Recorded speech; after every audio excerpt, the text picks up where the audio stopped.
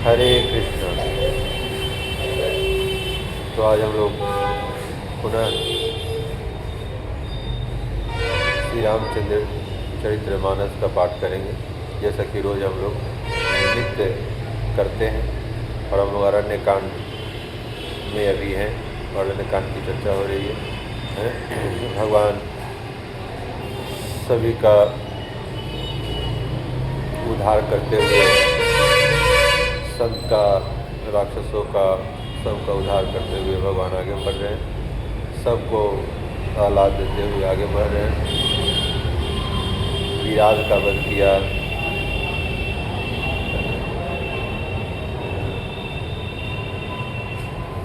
सरकंड मुनि के पास गए, उनका उद्धार किए। सुतीष्ण जी का उद्धार किया, अगस्त मुनि से मिले, अगस्त मुनि से वार्तालाप हुई है ना। और फिर उसके बाद वो आगे बढ़ चुके हैं। अगस्त मुनि से आज्ञा पा करके, है ना, और फिर उन्होंने पंचवटी में अपना स्थान बनाया, है ना। देखिए कितनी बड़ी बात है कि क्या वो भगवान है, सर्व सामर्थ्य हैं, अनंत कोटि ब्रह्मांड नायक हैं। उनको पूछने की क्या आवश्यकता है? हम लोग कह सकते हैं ना, उन्हें पूछने की आवश्यकता है।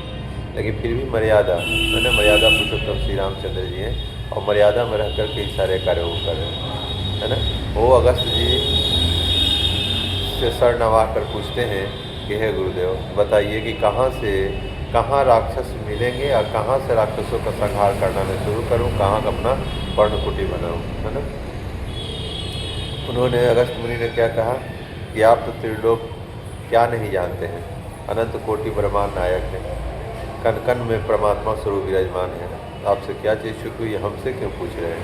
हमसे फिर जो कुछ भी मैं ज्ञान प्राप्त किया हूँ, जो कुछ भी मैं थोड़ा जानता हूँ और जो कुछ भी मैं थोड़ा समझता हूँ, तो आपकी कृपा से ही समझता हूँ, आपके नाम के प्रभाव से ही मैं जानता हूँ, है ना। तो हमसे क्या पूछ रहे हैं? लेकिन फिर भी आप नर देह धारण किए हुए हैं, नर रूप में आए हुए हैं, लीला कर रहे हैं। तो मैं बता रहा हूँ कि आप जाइए, आप पंचवटी में अपना स्थान बनाइए, है ना। भगवान फिर पंचवटी गए और पंचवटी में स्थान बनाए। और उसके आगे की शेष चर्चा आज होगी द्वितीय विश्राम से आगे। इस विश्राम में हम लोग क्या जानेंगे? इस विश्राम में हम लोग को है भक्ति ज्ञान वैराग्य युक्त यति तृतीय विश्राम, भय विरूपा राक्षसी सरदूषण वध धमाम। तो इसमें क्या क्या है? इसमें जैसे पूरे प्रीफिक्स जो होता है ना, उस तरह से यहाँ पर दिया हुआ है कि इस चैप्टर में द्वितीय विश्राम में क्या क्या लीलाएं होने वाली है ना। ये तृतीय विश्राम शुरू हो रहा है, द्वितीय विश्राम का अंत हो गया, तृतीय विश्राम शुरू होगा। इसमें कह रहे हैं ना, भक्ति ज्ञान और वैराग्य क्या है,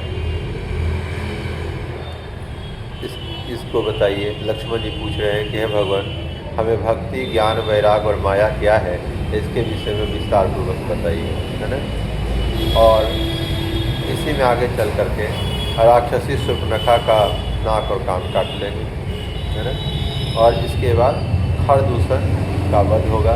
तो इस अध्याय में हम लोग, इस सोपान में, इस द्वितीय विश्राम में, तृतीय विश्राम में हम लोग यही पढ़ेंगे, है ना। तो हरे कृष्ण, चलते हैं आगे क्या है।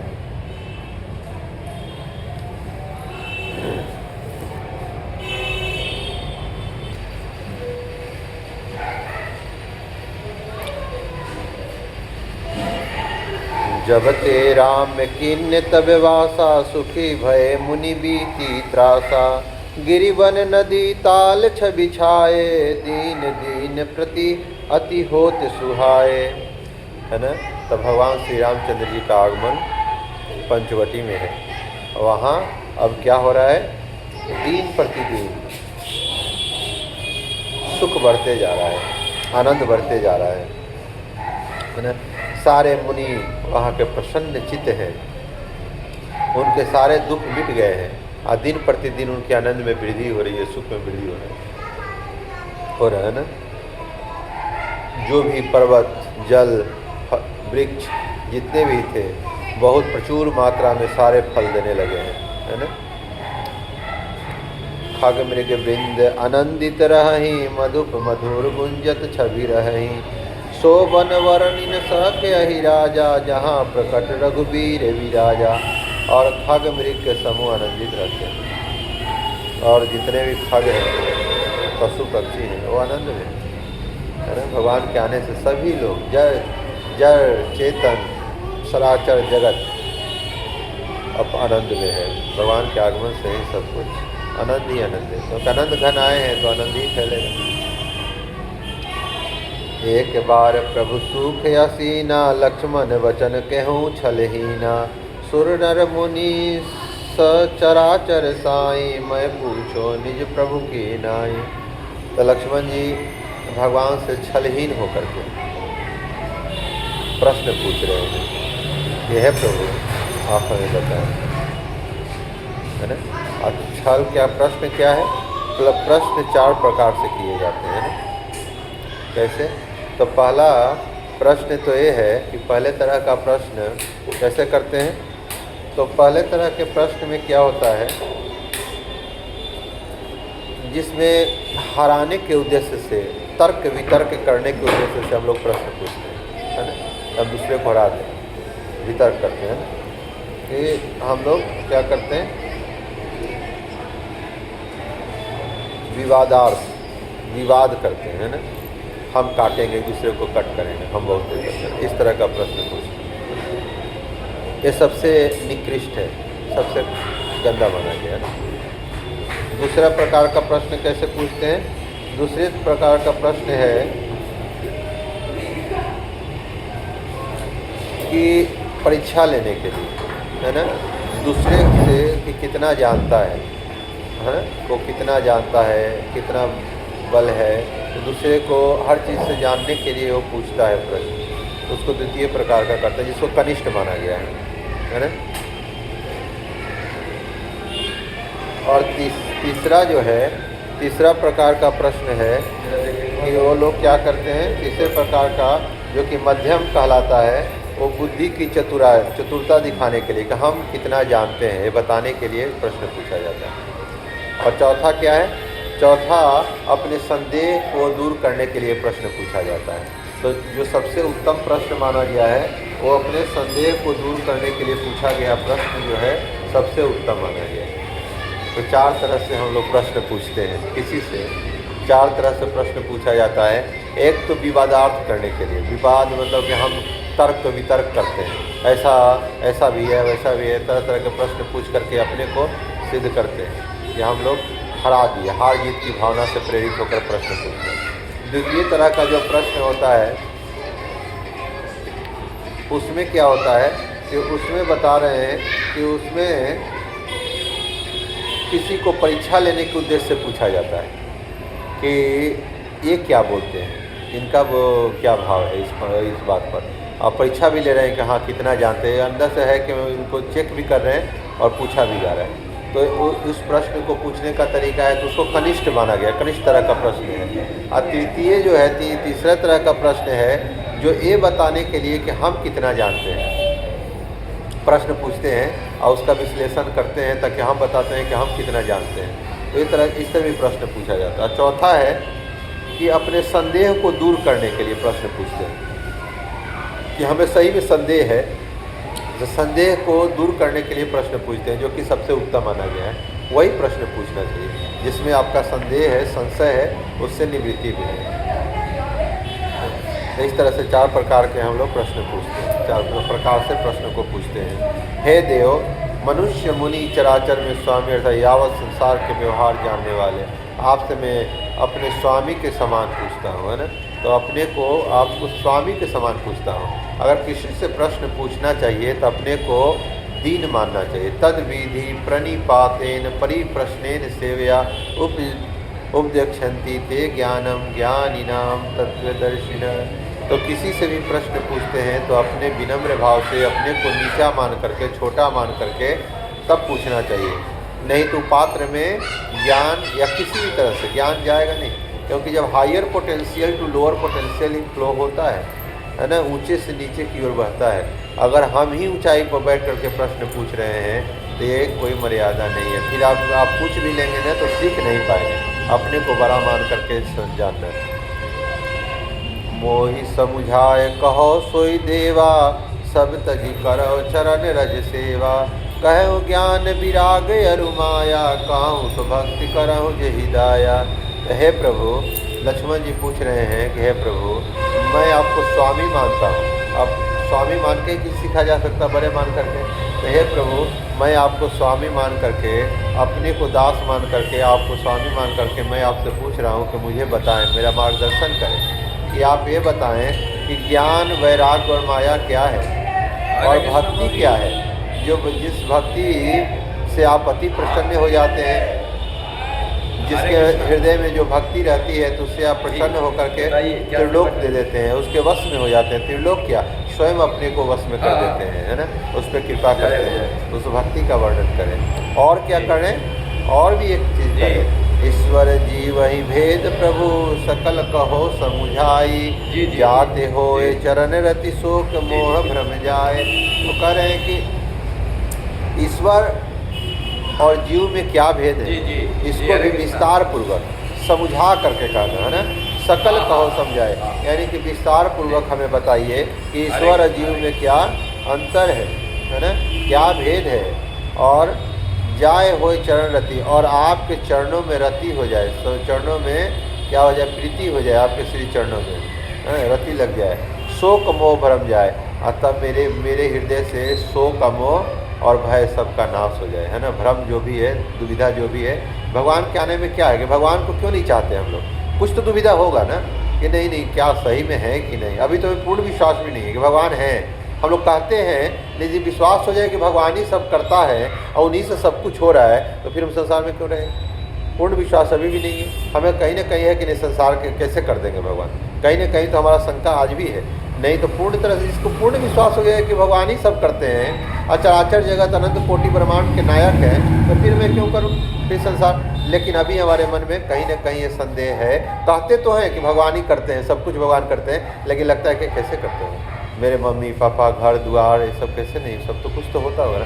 इसीलिए तो संशय है ना, इसीलिए पूर्ण अभी नहीं आ रहा है। पूर्ण जब तक लगेगा ना, तब कटेगा बंधन तो दौड़ के भागिएगा, इस तरफ से खिंचा ही जाइएगा। लेकिन अभी है थोड़ा सा मन उस संसार में भी है कि नहीं, संसार बिना किए थोड़े कुछ होता है। कहते हैं कि भगवान की महिमा के बिना पत्ता नहीं डोलता, लेकिन मन कैसे, लेकिन मन में है, कहना है ये, लेकिन अंदर से है कि नहीं, कैसे नहीं, कब बिना किए तो वो कैसे मिलेगा खाना, कैसे पीना, कैसे होगा। करते हैं तभी ना होता है, नहीं करते हैं तो भगवान ही है, केवल माध्यम हम लोग को बना देते हैं। तो देखिए किसका प्रश्न है, स्वयं अनंत से लक्ष्मण जी का ये प्रश्न है कि हमें बताइए कि ईश्वर और जीव में क्या भेद है, और समझा करके कहिए, विस्तार पूर्वक कहिए, है ना। और कह रहे हैं कि आपके चरणों में मेरी रति हो जाए, मेरा चित्त वह आपके श्री चरणों में लग जाए। और क्या होगा कि जब चरणों में लगेगा तो शोक मोह भय और जितने भी कुवृत्ति हैं और भ्रम, सब का नाश हो जाएगा। भ्रम ही तो है, जो दिखता है वो है नहीं, यही तो भ्रम है। और क्या है, दिख रहा है, चार प्रकार की त्रुटि करते हैं ना, तो ये भी है ना कि भ्रम उत्पन्न करना। तो माया भ्रम उत्पन्न करती है नहीं, लेकिन लगेगा कि यही है ना, यही सच, यही दिखेगा, यही तो है माया। माया जो या माने जो, माँ माने नहीं, जो नहीं है वही दिखेगा कि है ना। तो लक्ष्मण जी ये पूछ रहे हैं। तो भगवान अब बोल रहे हैं श्री रामचंद्र जी, थोरे मह सब कहाँ बुझाई, सुनहु तात मति मन चित लाई, मैं अरु मोह तोर मैं माया, जही बस किन्ने जीव निकाया। अब देखिए सारे को यही माया बांधी हुई है। क्या है माया, क्या है, तो यहाँ पर कितना बढ़िया बात बोल रहे हैं भगवान, समझा करें। थोरे मह सब कहाँ बुझाई, हे लक्ष्मण जी आपको समझा के, लक्ष्मण जी करें कि हमको समझा के कहिए, विस्तार पूर्वक कहिए। लेकिन भगवान क्या कह रहे हैं कि लक्ष्मण जी आप बुझाने पे ही समझ जाएंगे। हमको बुझाना क्या होता है, समझाना बुझाना कहते हैं ना कि उसको समझा बुझा दिए। तो बुझाना क्या है, बुझाना मतलब संकेत मात्र से, थोड़े से ही शॉर्टकट में बता करके उसको पूरी चीज़ों का जानकारी दे देना, उसको बुझाना कहते हैं ना। जैसे कहते हैं ना बुझिए, भाई पहले बुझाने को ना कहते हैं। तो बुझाने का मतलब क्या है कि बड़ा बड़ा चीज़ को शॉर्टकट में समझा देना, बुझाना कहते हैं। तो इसी में कह रहे हैं कि नहीं आपको समझाने की ज़रूरत नहीं है, आप तो ऑलरेडी जानते हैं, लेकिन थोड़ा सा जो संकेत मात्र खाली हिंट देंगे तब समझ जाएंगे। पता है ना कि किसी को समझा हुआ है, थोड़ा सा जोड़ लगाएंगे तो समझ जाएगा पूरी तरह से। तो आप सब कुछ समझे हुए हैं, थोड़े से समझाने की ज़रूरत है, बस बुझाने की ज़रूरत है आपको। सुनहु तात मति मन चित लाई, चित हे लक्ष्मण जी, बुद्धि मन और चित लगा करके बातों को सुनो, इसीलिए भगवान क्या कहते हैं कि मुझे कुछ मत दो, मुझे अपना इंद्रिया और शरीर देना ही नहीं है। भगवान कभी नहीं मानते हैं। मई अर्पित मनोबुद्धि कह रहे हैं, भगवान क्या मानते हैं कि तुम अपना मई अर्पित मनोबुद्धि, तुम अपना मन और बुद्धि अर्पित करो। शरीर मत दो, शरीर संसार के लिए रखो, संसार के लिए जो कर रहे हो ना, एक्टिंग करते रहो शरीर से। जैसे बच्चा है तो बच्चा के सामने पिता बन के एक्टिंग करो, पुत्र हैं तो माँ के सामने पुत्र का एक्टिंग करना है ना। अटैच नहीं हो, एक्टिंग में कोई अटैच नहीं होता। आज भाई का रोल मिल गया तो भाई का रोल में कर दिए एक्टिंग, और कल जाके वही देखेंगे कि उससे पत्नी का रोल निवाह करना पड़ेगा, पत्नी का रोल निवाह कर रहे हैं। एक्टिंग में तो कोई अटैचमेंट नहीं है ना, कर दिए जो रोल मिला करें। उसी तरह से अटैच हो कि नहीं, शरीर दिए हैं तुमको, शरीर से संसार में रहो, और मन और बुद्धि हमको दे दो। भगवान ही कह रहे हैं ना, मई अर्पित मनोबुद्धि, है ना, तो मेरे को अर्पित करना है। इसी तरह यहाँ कह रहे हैं कि हे अर्जुन करें, हे लक्ष्मण जी, आप हमें क्या करना है, बुद्धि से, मन से और चित्त से लगा करके सुनिए। जो आप प्रश्न पूछे उसका जवाब सुनिए। बुद्धि क्यों भाई? बुद्धि का काम है निर्णय लेना। मन तो कहेगा कि ये भी करो, वो भी करो। बुद्धि वो क्या करता है, कमांड करता है कि क्या करना चाहिए। बुद्धि अगर सार्थक हो तो मन को चलने नहीं देगा, है ना। मन का तो काम है कि फीलिंग, विलिंग एंड थिंकिंग, भर दिन इसका यही काम है कि यही सोचना, विचारना, यही करना है। तो वो क्या करेगा, लेकिन सैंक्शन कौन करेगा? मन उस पर टिक लगाएगा कि करो या मत करो, है ना। बुद्धि, इसीलिए बुद्धि है ना, बुद्धि सारथी है और मन जो है लगाम है ना। इंद्रिय घोड़े हैं। तो इसमें कह रहे हैं कि बुद्धि लगाओगे तो बुद्धि क्या करेगा, उसको सोचेगा। बुद्धि में तो सारे विचार करने की शक्ति है ना, क्या करना क्या न करना। तो बुद्धि से विचार करो, बहुत सारे चीज़ों को विचार करना है। अब मन से मानना है। देखिए, बुद्धि से भी नहीं खाली होगा। बुद्धि तो विचार कर लिया, लेकिन मन मान ही नहीं रहे। मन कहाँ मान रहा है आज तक? बुद्धि तो कह रहा है कि नहीं, भगवान की भक्ति सही कह रहे हैं, ज्ञान तो इतना आ गया कि भगवान की भक्ति है, लेकिन मन कहाँ मान रहा है? नहीं, थोड़ा संसार भी तो है ना प्रभु जी, संसार कैसे छोड़ देंगे सर? मम्मी है, पापा है, घर है, द्वार है, सब तो कैसे चलेगा? कुछ तो कमाना पड़ेगा। अच्छा प्रभु जी, ऐसा नहीं है कमा करके हम दे देंगे, पता है ना बहुत लोगों को, ऐसा कुछ नहीं है। मन मान ही नहीं रहा है अभी। जान तो गए हैं लेकिन मानना भी तो है। हम मानेंगे ही नहीं, जान गए बोलने के, लेकिन मानेंगे नहीं। तो मन से मानना होता है। मन का काम है मान लेना। अच्छा, कहते हैं ना, हम लोग मैथ बनाते हैं तो मान लो कि ये है, मानना पड़ेगा ना। हम मान ही नहीं रहे अभी, है ना, ये भगवान, तो पहले मानना पड़ेगा। तो मन का काम है मानना, और क्या करना है, अचित में है धारण करना। चित्त ना, इसीलिए चेतो दर्पण मार्जनम भव महादवाग्नि निर्वापनम श्रेय कर्व चंद्रिका वितरणम विद्यावधु जीवनम। चित्त का मार्जन करना पड़ेगा, क्योंकि भगवान अगर दर्शन भी देंगे तो कहीं तो दिखाई देना चाहिए ना। और कहाँ दिखेंगे? जैसे हमारा अपना चेहरा देखना है तो चेहरा देखेंगे तो कैसे देखें? आँखें भी है, आँख है। देखिए, भगवान का चेतो दर्पण मार्जन, चित्त का मार्जन करो। हम अपना चेहरा देखना चाहेंगे तो आँखों से देखेंगे, लेकिन आँख से तो दुनिया को देखते हैं, लेकिन अपना चेहरा कैसे देखेंगे? आप ही बताइए, अपना चेहरा देखेंगे तो कैसे देख पाएंगे? आँख है, लेकिन अपने चेहरे के लिए दुनिया को देख सकते हैं इस आँखों से, है ना। आप दूसरे को देखेंगे लेकिन अपने चेहरा को नहीं देखेंगे। तो अपने चेहरे के लिए तो कोई माध्यम होना चाहिए। अपने को आत्म साक्षात करना है, अपने को जानना है, तो कैसे जानेंगे? तो जानेंगे तो चित्त के माध्यम से। चित्त दर्पण है ना। चेतो दर्पण मार्जन, तब दर्पण रखेंगे तो अपना चेहरा दिखाई देगा। आँख के द्वारा ही दिखेगा, लेकिन बिना आँख भी रहेगा लेकिन दर्पण नहीं रहेगा तो दिखेगा नहीं अपना चेहरा। तो दर्पण चाहिए, और दर्पण भी गंदा रहेगा तब। चित्त रूपी दर्पण तो गंदा है हमारी, तब चित्त का तो आँख भी है लेकिन दिख नहीं रहा है, और दिखेगा फिर दोपेक दिखेगा, धुंधला फेंट दिखेगा, एकदम क्लियर नहीं दिखेगा। तो क्योंकि उस पर तो दर्पण भी है, आँखें भी है, लेकिन फिर भी दिख नहीं रहा है, तो उसको चित्त का मार्जन करना पड़ेगा। इसलिए चैतन्य महाप्रभु जी ने कहा चेतो दर्पण मार्जनम। भगवान आ भी जाएंगे, चित्त में अवतरित भी हो जाएंगे, लेकिन गंदा रहेगा तो दिखेंगे ही नहीं। तो चित्त का पहले मार्जन करो, मार्जना पड़ेगा ना, तभी जाके हरे कृष्ण कृष्ण कृष्ण हरे हरे, हरे राम राम राम हरे हरे। तो उसको बार बार जब जितना करेंगे तो मजा आएगा, तब तो चित्त में भगवान आएंगे तो दिखेंगे। तो कह रहे हैं कि चित्त में ही दिखाई देंगे, चित्त में दिखाई देंगे। तो कह रहे हैं ना कि कारण मन लगाने को, है ना। तो अब क्या कह रहे हैं कि ठीक है, जो ध्यान पूर्वक सुनो। और भगवान कह रहे हैं देह में अहम भाव, अपने पदार्थों में ममता, तू और तेरा, यही माया का स्वरूप है।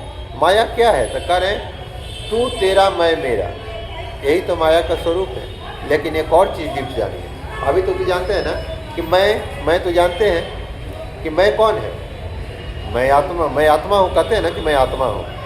अब मैं तब तो मेरा बनेगा, मेरा तो मैं है तो मेरा क्या है, तो शरीर मेरा है, मैं आत्मा है तो शरीर मेरा है, कहते हैं ना। लेकिन यहाँ पर तो कह रहे हैं कि मैं भी यहाँ पर कह रहे हैं कि मैं भी माया है, तू तेरा मैं मेरा, तो फिर मैं कैसे, मैं तो आत्मा कहते हैं ना। आज तक तो हम लोग यही जानते हैं ना कि मैं तो आत्मा है, अब मेरा शरीर है। लेकिन यहाँ पर तो बता रहे हैं तुलसीदास कि मैं मेरा तू तेरा सब ममता है, सब माया है। मैं कैसे माया हो गया, तो इतना डीप बात लिखा हुआ है, इसको समझिए। मैं कैसे ममता हूँ। कभी सोते हैं ना आप लोग, तो सोते हैं तो आप सपने देखते होंगे, कभी ना कभी सभी लोग सपने देखे ही होंगे। सपने, ऐसा सपना कभी नहीं देखे होंगे जिसमें आप नहीं हो। हम तो रहते ही हैं उस सपने में, ऐसा तो नहीं रहता, बाकी और भी लोग रहते हैं, लेकिन हम जो सपना देखते हैं हम उसमें रहते हैं, ठीक है। तो जब हम उसमें हैं तो एक मैं तो हो गया जो सपने में दिख रहा है, और एक मैं जो देख रहा है, बात समझ रहे हैं ना। एक जो सपना में चल रहा है, तो सपना में भी तो मैं ही देख रहा हूँ, मैं हूँ, और एक मैं सोया हुआ मैं ही देख ही रहा हूँ, समझ गए। तो इसमें मैं को किसके विषय में बोल रहे हैं, इसमें जो देखने वाला मैं है उसके विषय में बोल रहे हैं, है ना। और जो सपना वाला मैं है वो कह रहे हैं कि सपने में जो मैं है ना, वो उस मैं वो जो माया है, जो सपना में मैं है, जो सपना में मैं देख रहा हूँ, अपने को जो वहाँ देख रहा हूँ, वो है माया, ठीक है ना। तो इसलिए कहें मैं और मेरा, आत्मा की नहीं, तो मैं और मेरा, यहाँ ये भाव से बोल रहे हैं। तू तेरा, ये मेरा है, तेरा है, सब है, तो इस भाव से बता रहे हैं कि ममता तू और व्यक्ति क्रम से रघुनाथ जी। तो अब कह रहे हैं ना कि देह भाव, जब तक कहते हैं ना अहंकार ही तो शरीर का निर्माण करता है, कहते हैं मन बुद्धि और अहंकार। तो अहंकार होने का मतलब है कि देहात्म बुद्धि में है, और जब तक देह का भाव है तब तक आप में मत कहिए कि हम माया से परे हो गए हैं। देहात्म बुद्धि से उठने के बाद ही समझिएगा कि अभी आप अध्यात्म शुरू हुआ है। इसीलिए कहते हैं ना, जहाँ साइंस दम तोड़ता है वहाँ से अध्यात्म शुरू होता है। कारण कि साइंस तो अभी तक शरीर पर लगा हुआ है, सर्दी का दवा, खांसी का दवा, शरीर को ठीक करो, यही होता है ना। अभी आत्मा तक उसकी पहुंच है कहाँ, शरीर के, जब तक इस शरीर के परे नहीं जाएंगे तब तक अध्यात्म शुरू नहीं होता। इसीलिए कहते हैं टोटल साइंस किस लिए है, शरीर के लिए, शरीर को सुखी बनाने के लिए। अभी तो हम लोग उस शरीर को ही सुखी बनाने में लगे हुए हैं। इसीलिए दो तरह के डॉक्टर हैं, एक तो शरीर का इलाज करता है और एक मन का इलाज करते हैं। तो हम लोग को आचार्य शिला प्रभुपाद जी क्या कहते थे, हम लोग को बोलते थे कि गुरु वैद्य, हम लोग को वैद्य बोलते थे, गुरु वैद्य, है ना। जितने भी जो संत हैं वो क्या है, गुरु वैद्य हैं। वैद्य क्यों है, क्योंकि वो मन का इलाज करते हैं, है ना। और जितने भी मन है मानसिक रूप से जो विक्षिप्त है, जो लोग क्यों कहते हैं, पहले मानसिक पीड़ा होती है तब शरीर की पीड़ा होती है। पहले टेंशन होगा और तब जाके स्ट्रेस डेवलप होगा और तब जाके शरीर में कुछ विकृति आएगी, तब खांसी होगा, कमजोरी महसूस करेंगे। पहले स्ट्रेस आएगा तनाव के कारण, है ना। अब तनाव दिखेगा नहीं, वो मन का कार्य है, और मन से शरीर खराब होता है ना। तो इसलिए कह रहे हैं ना कि यहाँ पर देह में अहम भाव, देह में ही अहम भाव, मैं कौन हूँ, मैं शरीर हूँ, शरीर में अहम भाव कि मैं आत्मा का तो अभी पता ही नहीं। तो वही कहते हैं माया में है। अपने पदार्थ में ममता, जो पदार्थ शरीर पदार्थ से बना हुआ है, 5 तत्वों 8 तत्वों से बना हुआ है, तो उसमें ममता रखना ही माया में है ना।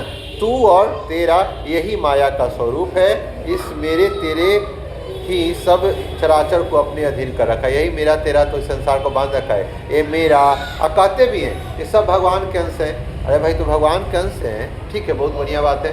हम लोग तो सब भगवान के ही अंश हैं। ब्रह्मा जी से सबकी उत्पत्ति हुई, तो फिर यहाँ फिर क्यों रह गए भाई, यहाँ इतनी जातियाँ क्यों बड़ी विभाजित हो गई भाई। इतने हम लोग लड़ते हैं ना, आज रोज कहते हैं बिहारी तो बंगाली, तो प्रांतीयता भी है, प्रांतीयता के नीचे उतरेंगे तो समाजवाद है, समाज में नीचे उतरेंगे तब जातिवाद ने रूप लिया है, जातिवाद से नीचे तब परिवारवाद आ गया है। आप सोचिए कि केवल लड़ाई केवल जाति की होती, केवल परिवार का होता, केवल समुदाय का होता, तो भाई भाई में नहीं लड़ाई होती। आप दूसरे को ब्लेम क्यों करते हैं। यहाँ लड़ाई तो अपने कलुषित मन से है। अगर होता लड़ाई, हिंदू मुस्लिम से कोई लड़ाई नहीं है, लड़ाई तो यहाँ अपने कुवृत्त जो अनर्थ भरे हुए इसकी लड़ाई है, मन गंदा है इसके कारण है। आप ही सोच के देखिए, कौन था रावण मुस्लिम था कि राम जी मुस्लिम थे। एक सोच के देखिए, मैं कह रहा हूँ दो, वो भी ब्राह्मण प्लस तो कुलनाती, ये भी अयोध्या के श्री रामचंद्र जी रघुकुल भूषण। आप दोनों में बताइए इसमें किसको ब्लेम करेंगे, कौन गलत है और कौन सही है? नहीं, अच्छा छोड़ दीजिए, आगे बढ़िए। अर्जुन में और पांडवों में या कौरवों में कौन थे? एक वंश के दोनों अपने तो सौतेले भाई चचेरे भाई थे ना, अपने भाई सगे भाई कहिए एक तरह से। उसमें कौन पराया था कौन अपना था? आपस। और हर आदमी को ये विदित है कि सबसे ज़्यादा कोई दुख देता है तो अपने लोग ही देते हैं, पराये तो केवल बदनाम होते हैं, दुख तो अपने देते हैं। पराये से ज़्यादा होगा तो नहीं बोलेंगे दूर, वो भी दूर हम भी दूर, लेकिन जितना भी दुख पाया होगा आज तक अपने लोगों से ही पाते हैं लोग सबसे ज़्यादा, है ना। आप देख रहे हैं यहाँ पर कि कोई देखिए अपने लोग जितना टिका के मारेंगे वो कभी दूसरा कोई नहीं करेगा, दूसरा से तो अलग हो जाएंगे, चलिए भी आप अलग हम अलग, लेकिन इसीलिए कहते हैं चित्रकेतु महाराज का जब प्रसंग आएगा तो पुत्र आपके कर्म ने जो कहते हैं सबसे बड़ा शत्रु होता है वो पुत्र के रूप में प्रकट होकर के आता है। कारण कि पुत्र से स्नेह भी है, वो गलती करेगा, लात मारेगा, फिर भी सह करके आप उसको सहना पड़ेगा। शत्रु को तो तुरंत आप उठा लीजिएगा, लड़ाई कर दीजिएगा, दूर कर दीजिएगा तो लड़ेंगे या मरेंगे मारेंगे, लेकिन पुत्र ऐसा आता है जो अगर निकल गया ना तो आपके कर्म, पुत्र की बात, आपके जो भी कर्म है ना वो मूर्तिमान रूप लेके आएंगे, उससे कितना सुख मिलना है कितना दुख मिलना है वो आपको दे के जाएगा। जैसे हर्ष शोक, इस संसार का प्रत्येक चीज़ हर्ष शोक है, हर्ष शोक है ना। हर्ष जो मिलेगा तो हर्ष होगा, आ जाएगा तो शोक होगा। और आप भी जानते हैं कि सब नश्वर है तो आज नहीं तो कल छूटेगा ही छूटेगा, तो शोक दे के जाना ही है, दुख दे के जाना ही है ना। मिलेगा तो सुख देगा, जाएगा तो दुख देगा। इसीलिए यहाँ पर बता रहे हैं कि कोई नहीं है अविद्या, मैं मेरा तू तेरा, यही तो अविद्या है, इसी का तो अंत करना है, इसी को जान लेना। तो सब में अपने को देखने लगे, फिर अपना पराया कोई लगेगा ही नहीं, सब अपने, क्योंकि सब भगवान कंस है ना। ममे वांछा जीव लोग के जीव भूत सनातन, सभी ममे वांछा, सब हम लोग भगवान के अंश है। अंश है तो इतनी विविधता क्यों है? क्योंकि अपने स्वार्थ ने, अपने स्वार्थ का हम अपना बना लिए, उसको पराया कर दिए। ये तेरा, ये मेरा, ये जिससे मेरा शरीर, अब मेरा शरीर जिससे सुख पा रहा है वो मेरा, और बाकी सब तेरा। जो हमसे सुख नहीं चाहे अलग है तो उससे कोई नहीं, है ना। इस शरीर के लेवल पर सुख के कारण अपना परायापन मान लिया, मैं तेरा तू तेरा करने लगे, है ना। गो गोचर जहाँ लगी मन जाई, सो सब माया जाने हूँ भाई। तही कर भेद सुनहु तुम सो, विद्या अपर अविद्या दो, है ना। तो कह रहे हैं ना कि देखो गो गोचर मन जहाँ लगू जाए, जहाँ तक माया क्या है, जब गो मन इंद्रियाँ होता है, और गो और गोचर मन और इंद्रियाँ जहाँ तक उसका साम्राज्य है वो सब माया के अंदर है। और जब मन ही कैद में आ गया तो फिर आप देहात्म बुद्धि से ऊपर उठ ही जाएंगे, इंद्रियों से इंद्रिय तीत हो जाएंगे, इंद्रियों से परे हो जाएंगे, तो फिर तो माया का साम्राज्य खत्म हो जाएगा। लेकिन अभी हम लोग इंद्रियों से, शरीर से, इंद्रियों से मन के अधीन हैं, इसीलिए हम लोग अभी माया में ही हैं। कितना भी कहें कि माया से ऊपर निकल गए हैं, माया में नहीं है, ये भ्रम है। अगर कोई कहता है ना तो निपट मूर्खी है ना। अभी हम लोग सब कुछ जानते हैं। और इसको क्या कहा जा रहा है कि प्रकृति माया दो तरह की होती है। जैसे भगवत गीता में क्या बोलते हैं, परा और अपरा शक्ति है, अंतरंगा और बहिरंगा शक्ति है, आह्लादनी शक्ति है, नीच शक्ति स्वशक्ति को परा शक्ति बोलते हैं, श्रेष्ठ शक्ति बोलते हैं, और बहिरंगा शक्ति को माया शक्ति बोलते हैं, दुर्गा देवी बोलते हैं ना। ये सब माया शक्ति है ना, बहिरंगा शक्ति है। अब कह रहे हैं कि इसमें बता रहे हैं कि विद्या और अविद्या दो तरह की प्रकृति है, दो तरह के माया है, विद्या माया और अविद्या माया। तो अब अविद्या माया से क्या होता है, अविद्या माया के कारण जो नहीं है वो दिखता है, वो है ना, जो जितने चीज़ें जो है नहीं लेकिन वो दिखेगा, है ना। तो इसी तरह, तो इसलिए एक दुष्ट अतिशय दुख रूपा, जावस जीव पराभव कूपा। एक रचे जग गुण बस जाके, प्रभु प्रेरित नहीं निज बलता के। एक अविद्या दुष्ट और अधिक दुख रूप है, जिसके बस होकर जीव संसार रूपी कूप में गिरता है, अर्थात समस्त जगत अविद्या में भासता है ना। तो समस्त जगत, ये जितना भी ब्रह्मांड देख रहे हैं ना, सब अविद्या के कारण है ना। सब अविद्या के कारण ही तो हम लोग, अविद्या क्या है, जो नहीं है लेकिन उसी को हम मानेंगे सत्य है। विद्या हो जाने पर तो क्लियर दिखाई देगा ना क्या सही क्या गलत है, लेकिन अविद्या में जो नहीं है वही आपको अच्छा लगेगा, वही आपको रियल लगेगा। तो वही करें कभी। और उसी अविद्या के कारण हम लोग क्या करते हैं, भगवान को छोड़ करके उस चकाचौंध की ओर जाते हैं, माया की ओर। अरे वहाँ बड़ा मजा है, माया में देख रहे हैं बड़ा बढ़िया लग रहा है, तो हम लोग माया के आते हैं भोग करने के लिए इस प्रकृति को, तो हम लोग फंस जाते हैं, दुख पाते हैं सारा जगत में फंस करके। यह विद्या है। और एक विद्या रूपी माया प्रभु की प्रेरणा से जगत को रचती है। और एक माया कौन है, जो कि आध्यात्मिक जगत में है, राधा रानी का साम्राज्य है, आह्लादनी शक्ति है, पराशक्ति है, स्वशक्ति है, निज शक्ति है भगवान का।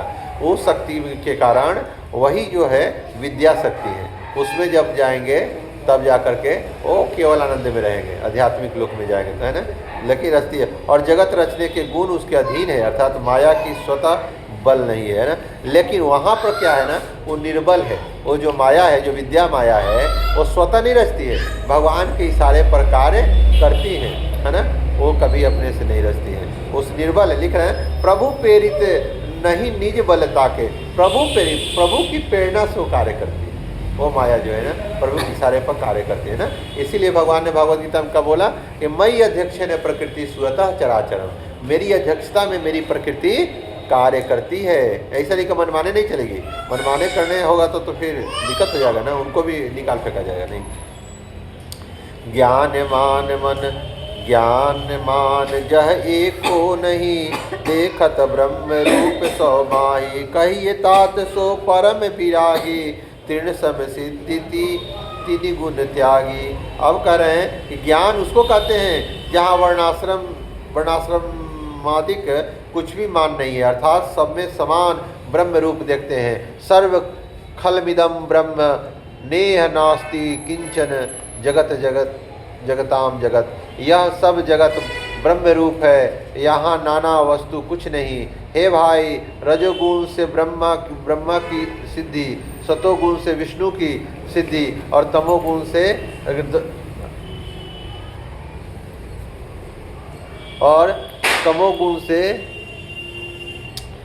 सिद्धि की, तमोगुण से रुद्र की सिद्धि को जो तीन के समान त्याग कर दे उसे परम वैरागी कहते हैं ना। तो परम वैरागी कौन है इस संसार में? देखिए कितनी बड़ी बात यहाँ पर लिख रहे हैं कि वर्णाश्रम यहाँ पर बोले सर्व उपाधि विनिर्मुक्तो तत्पर्तवेन निर्मलम ऋषिकेश सेवया भक्ति उत्तमा।